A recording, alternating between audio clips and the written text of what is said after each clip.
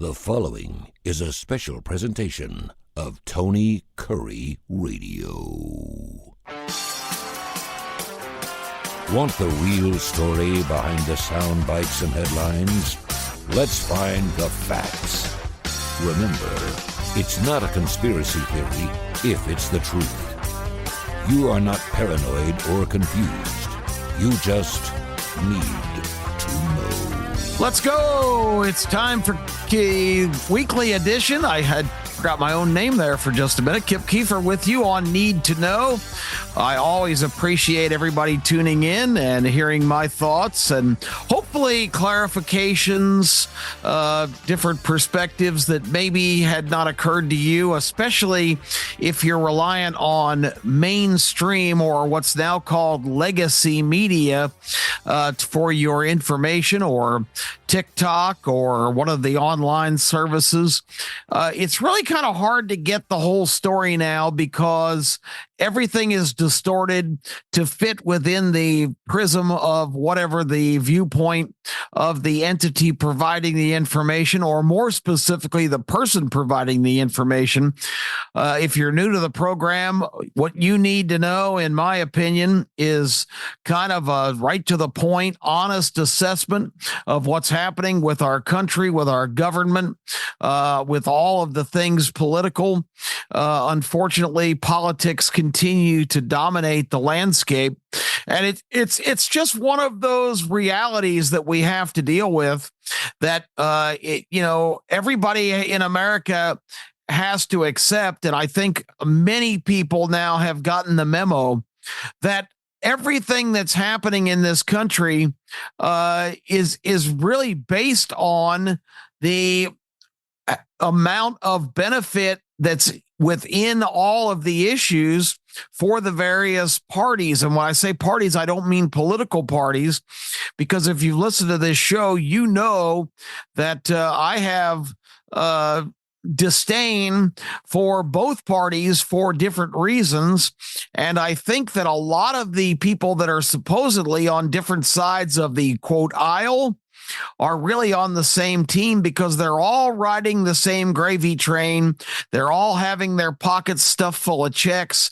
They all have the ability to go into a career in Congress or one of these bureaucratic positions that we're going to spend a lot of time talking about today, that becomes just a seat on the ultimate gravy train, because you've got money funneling in from all different directions. But unfortunately, that money is mine, yours, and everybody in your family, everybody you know. Anybody who earns a paycheck and sees that big deduction every week at what goes to Washington, these people are supposed to be the stewards and the caretakers of our financial contribution to this country. And it is no longer, as I always say, public service. It is now self-service. And going to give you a little more clarity today on that particular subject. Let me start by saying, if you are a Democrat, these are some sad times. These swamp monster Democrats are freaking out in Washington. It continues. They are in attack mode when the attack is almost like a bunch of toy soldiers taking on a bunch of real tanks, because they really don't have a leg to stand on. When they stand in front of the Department of Education or the headquarters of FEMA and sing protest songs from the early parts of the 1900s that were crafted by workers who were being abused because there were no employment provisions or laws. There was no overtimes. You worked when your boss man said you had to work, and they paid you what they were willing to pay you, until the birth of labor unions in this country. The workers were an exploited class, and a lot of this trying to hearken back to that era by current government employees, and more importantly, your elected officials on the Democrat side, standing in front of agencies that are targeted for major reforms or even closures. because they're totally inefficient. They're completely fraudulent. They are wasting your money. And more importantly, you always hear fraud and waste. Those are the two things. Well, they're trying to uncover fraud and waste. Let me tell you the biggest thing they're trying to put a stop to. THEFT. Theft, theft, theft, theft. This money is being stolen from these agencies because you hear all of the griping. Congress allocates the money. This is a congressional issue. The White House and Elon Musk, Trump's henchman that he's hired, who AOC called a stupid man, the stupidest billionaire she's ever known. It's pretty amazing that AOC, a former bartender who represents the district in the Bronx in New York, not exactly a Rhodes Scholar. She once said that the unemployment numbers were being reduced in the first Trump administration because people had two jobs. That doesn't factor into the situation. Those statistics are not based on multiple jobs. It's who has a job. So she doesn't really know anything she's talking about. She told you 6 or 7 years ago that if we don't immediately reverse the trend of this planet, climate change would kill us all within 10 to 12 years. Well, we're about 2/3 of the way, and I don't see any major alterations. This is somebody who is just an ideologue who basically is coached up to say what she wants to say.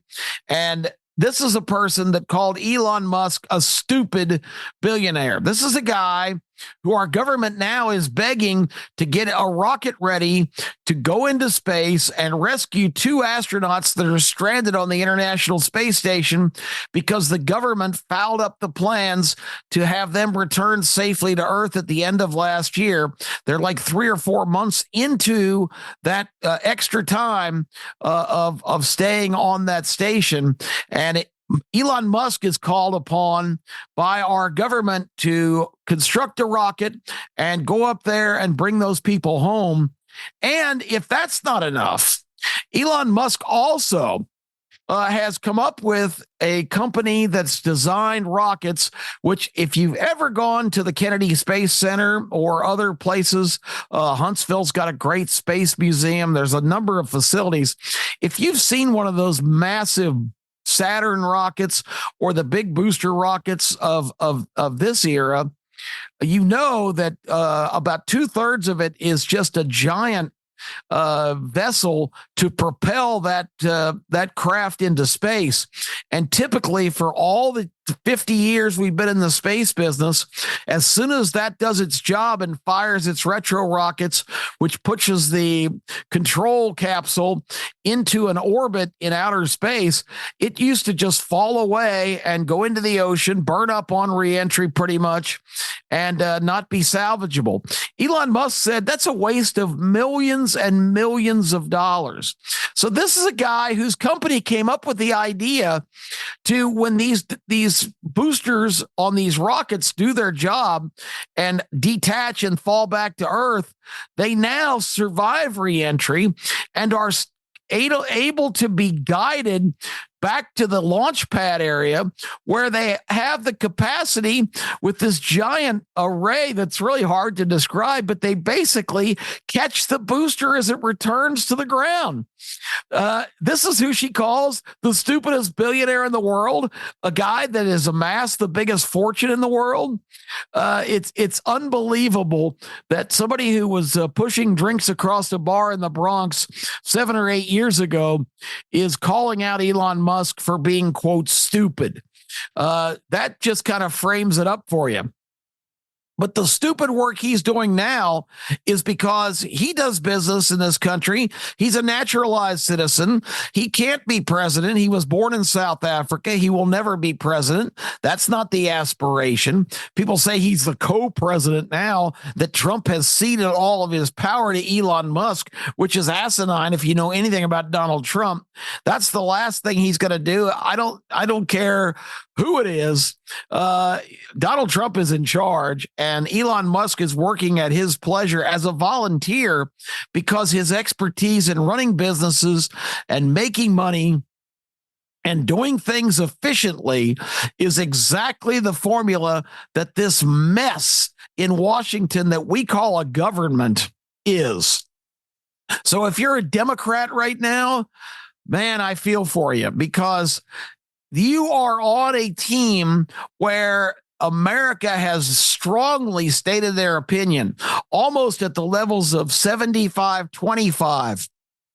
Or even 80-20, all of these situations involving the border, involving all of the illegal criminals that were allowed to just stroll into this country and set up shop in every major city.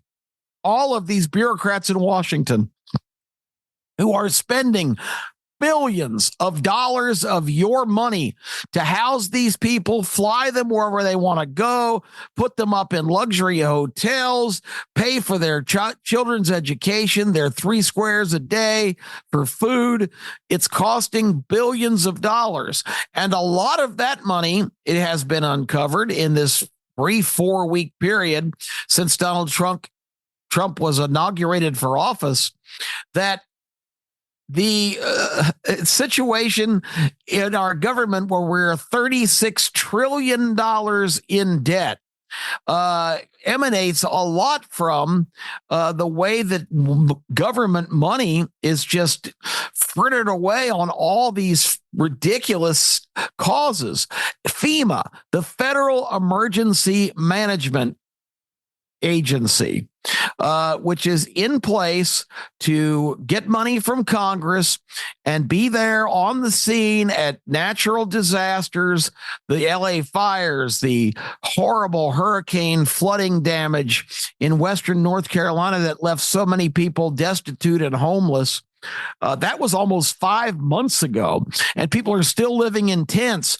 Remember Alejandro Mayorkas, the worst government hire of all time, the head of the Department of Homeland Security, saying back in about November, well, we're trying to get more funding from Congress because we don't have any money right now to send to aid people in Western North Carolina.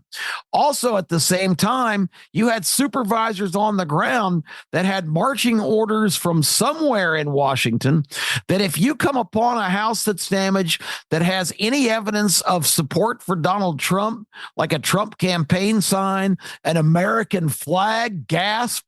Imagine displaying an American flag. What kind of people are living here? The orders from Washington, after they said we don't have any money to help anybody, was to just skip those houses and move on to the next one. That's the corruption level and the level of complete ruin that your government and FEMA had reached. Now we find out the reason that despite Congress allocating tens of millions, maybe hundreds of millions of dollars to FEMA for relief of these kind of crises, the reason they didn't have any money at the end of the year was because FEMA saw clear to be financing in huge chunks money to house and educate the children and feed people that were here illegally, that crossed the border, illegal migrants, particularly in New York City. Just last week, despite an order not to do so, FEMA sent a check for $59 million to a couple of hotels in New York that they had basically bought out to house illegal migrants. So while people in North Carolina, American citizens who have paid taxes on their earnings their entire lives, while they live in tents in sub-freezing conditions in the middle of winter, hoping that the government responds and starts to rebuild their homes and their lives, they can't take care of those people, but they can send $59 million, which is only a drop in the bucket. The last payment was $90 million from FEMA's allocation from Congress to New York City to luxury hotels and also to different, the breakdown was about 35% was to hotels for housing, for food and services and security. It was almost 50% of the money. And the other 15% was spread around to various programs to educate people that are in this country illegally on exactly how to petition the system for more support. So your money is being sent to take care of people that are not from this country, that are here illegally, and we are forsaking the needs of the people that are really in emergency situations, who did not choose to have a bizarre hurricane completely wipe them out in the unlikely, nowhere near the ocean spot of Western North Carolina. And those people still are struggling mightily because we're using all the emergency management dollars to take care of illegals in this country. It's absolutely unconscionable. So the Democrats are out front singing, and one of the songs, and I'm not familiar with those, despite rumors to the contrary. I wasn't around for the turn of the century in the 1900s, protests and workers' rights and forming of labor unions. I wasn't here, so I was not familiar with the song. It's something to do with choosing your side, which basically was, are you with the workers or are you with the millionaires who are abusing them with their corporations? And basically, it was a big three at that time. Andrew Carnegie, who was the steel baron. Of course, you had John Rockefeller, who was the founder of Standard Oil as the country had made a transition to cars from horses. And of course, J.P. Morgan, one of the great financial wizards of all time, his J.P. Morgan Chase Bank, still in existence today. Those three pretty much controlled everything. And it became a golden era economically for Americans because the policies that their choice for President William McKinley instituted really brought the country to a whole different economic level in terms of its wealth and power around the world. But of course, a lot of that was on the backs of the people working in the factories and needing to be represented and have their rights taken care of. And it was a righteous cause. But how that applies to government workers who are more than 2 million strong in the federal government, the most behemoth, runaway, bloated operation in the history of mankind that just has an unlimited supply of money pouring in to keep it supported. I like my favorite quote that's come out of this week. Was Maxine Waters last week, also just excoriating Elon Musk. Elon Musk, nobody voted for you. What are you doing there? This is a constitutional crisis. You're basically the president. You have no right to be involved in any of this. She's chastising the guy for volunteering his time to find waste and fraud. And as I said at the top, theft, because get that in your head. Waste and fraud sound bad. Theft sounds worse. They found one woman who worked at one federal agency that somehow over a 20-year career was able to siphon off $30 million for herself. And she walked away and to this day has not been prosecuted, although it took the Musk team about a week to uncover that scandal. There are all kinds of different horror stories of agencies misplacing hundreds of millions, if not billions of dollars. There are just unbelievable. I mean, you can't make this stuff up. Abuses and outright theft. That's what it boils down to. Not to mention the fact I told you way back when I first heard of this Musk involvement, it was going to be Vivek Ramaswamy at that time too, but he's decided now he wants to run for governor of Pennsylvania. So he's not involved, but Musk has brought in all these computer whiz kids who can basically find just about anything online. And Washington does have a digital footprint. All these agencies have to each year apply for what funding they want, and they have to disclose some amount of information, although Congress doesn't pay any attention to it, because if you've listened to the show, you know how that works. Congress is supposed to have all the budget appropriations done by the end of September, because the new fiscal year in the country starts in October. Well, guess what? They, for about 15 or 16 years running, have not made that deadline a single time. They instead pass what's called a continuing resolution and send that down the road about 45 days, which coincidentally puts it right into about Christmas season, when everybody is ready to get out of Washington. And despite Donald Trump being elected in November, they tried once again the same old tactic to do what's called an omnibus spending bill, which they draft about a week before Christmas and pressure everybody. We're going to get it to you on Monday. We're going to vote on Wednesday. This year's was 1,700 pages long. And it described funding for all of these agencies, all of these bureaus, all of these departments, for all of these unnecessary government workers. There was a threat that the Republicans may let the government shut down in protest if they were being forced to sign this spending bill. There was outrage. I heard one Republican, Tom Barrasso from Wyoming, come on one of the news shows and say, now, this is not going to affect any essential government employee. They're all going to get paid. Everybody on that is dependent on government, Medicare, Social Security, those checks will go out. But the key word, this is not going to affect any essential government workers. Well, that means all the non-essential ones aren't going to get paid. But why are they getting paid anyway if they're non-essential? It's just common sense, folks. It's not rocket scientist. You don't even have to be as smart as AOC to really understand the situation.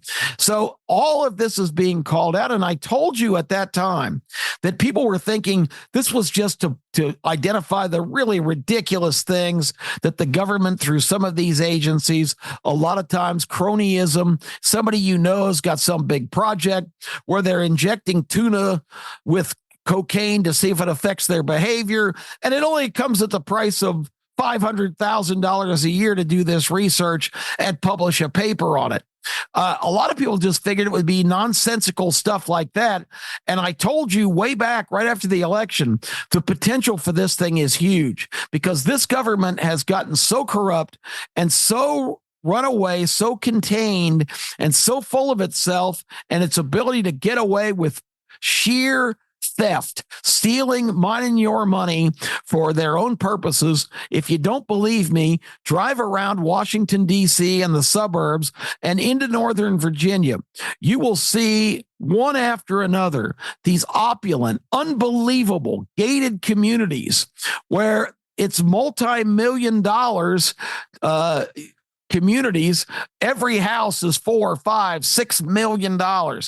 It'll just take your breath away to see how people in Washington and Northern Virginia are living.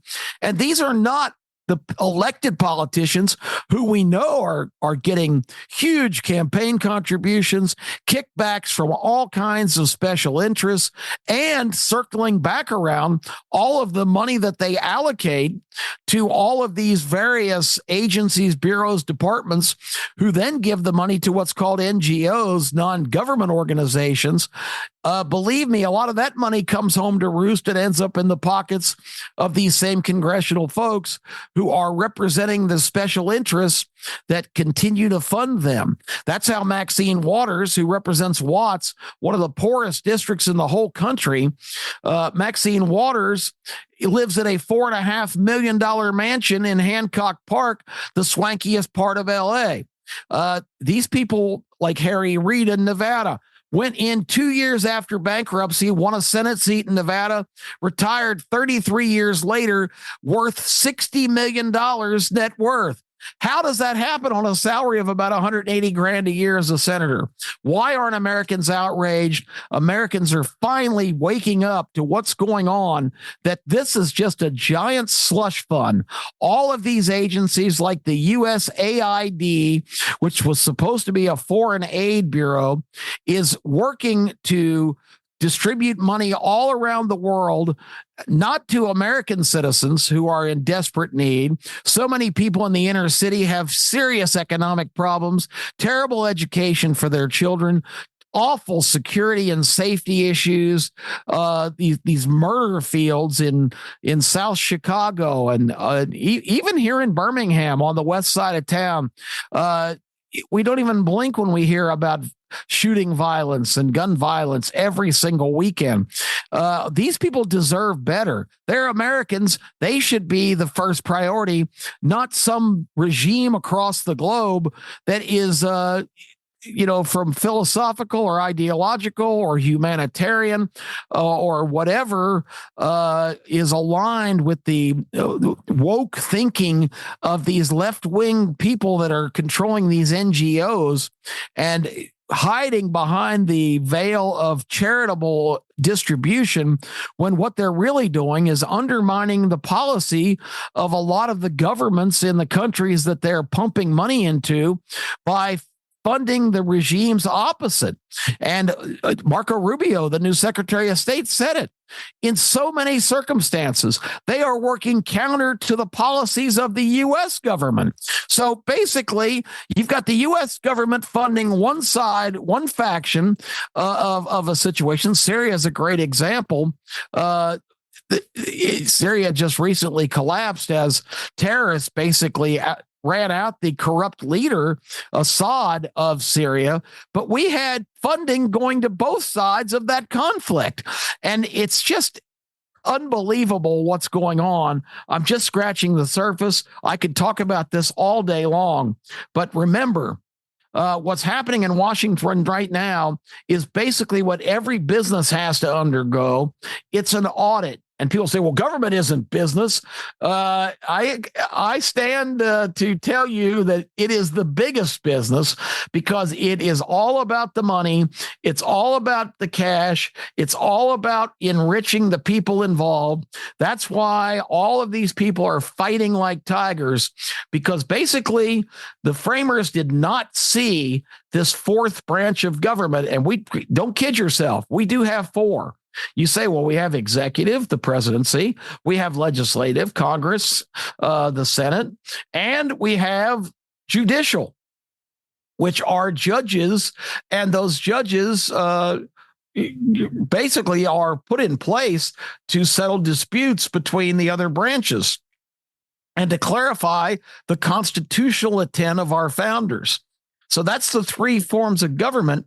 But the Democrat Party has meticulously built this unbelievable multi-million people network of all of these bureaus and departments and agencies and all of these affiliates who are actually making the policy. They talk about Musk being unelected. The people writing the rules, the regulations for the Environmental Protection Agency and all of the departments in the Homeland Security branch, and even the FBI and the CIA in our intelligence areas. These people are not elected, and they are the policy makers. They are the government right now. It's the fourth branch of government, the administrative state, and none of the entities that are involved here are even mentioned in the Constitution.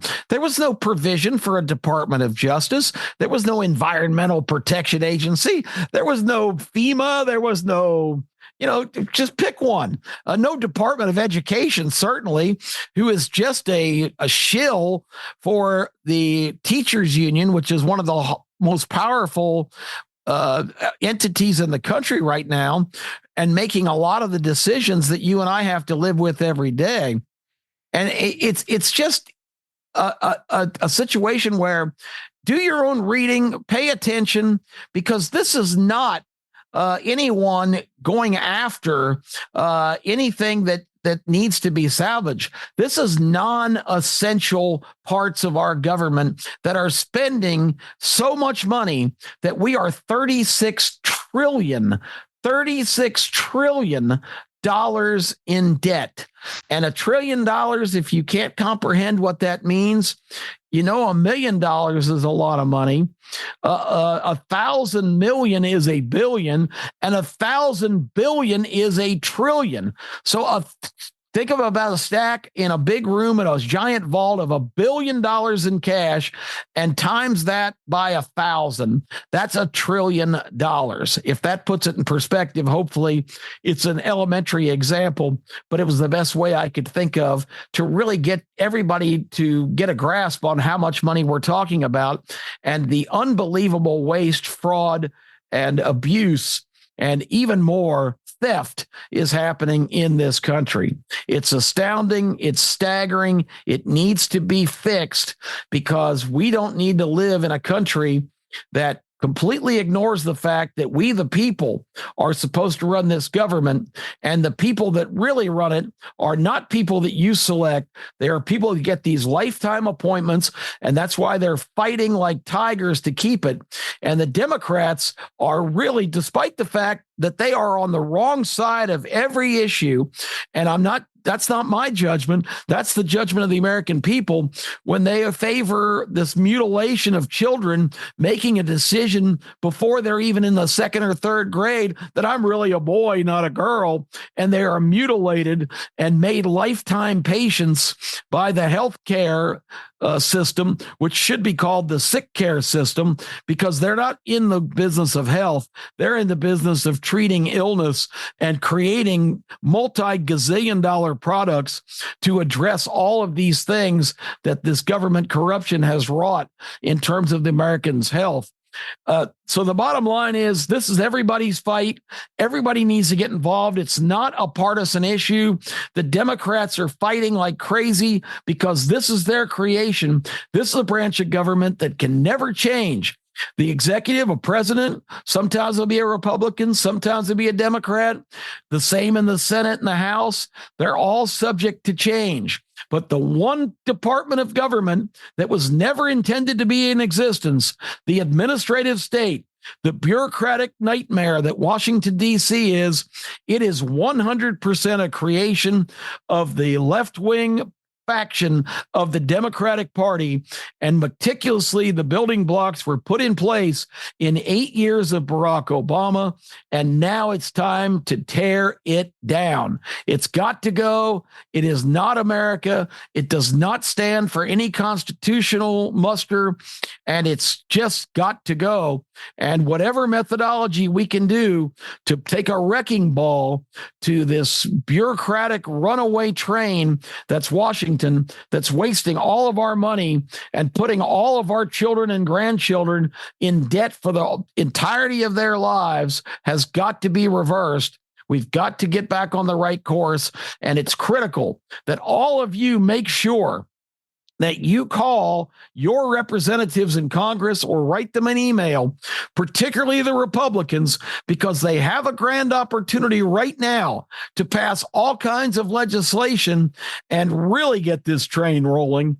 But you've got maverick guys, they're saying, well, I'm not comfortable with this and I don't like that.